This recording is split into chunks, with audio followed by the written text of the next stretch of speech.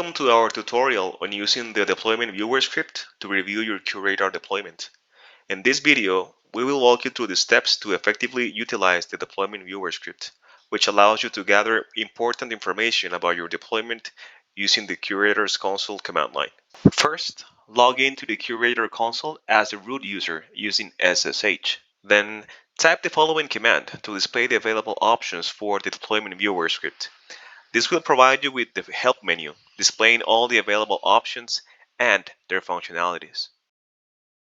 The script provides different optional arguments. For example, you can use the F flag followed by the file path to specify a deployment's XML file.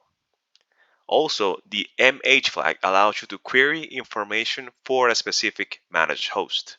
You can also use the V flag to validate the deployment's XML file, which displays a list of tests. You can choose to run all tests by typing all. The AB flag enables auto-validation of all tests without user input.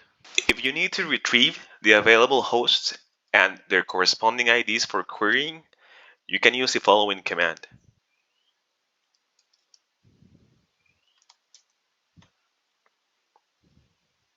The output will show you a list of managed hosts, their IDs, host names, and private IP addresses.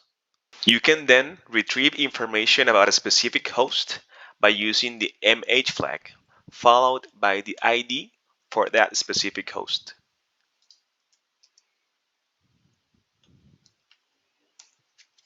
The output will provide you with details about the managed host, including its ID, appliance type, host name, private and public addresses, and encryption status. To validate the status of your deployment, you can use the AV flag with the deployment viewer script.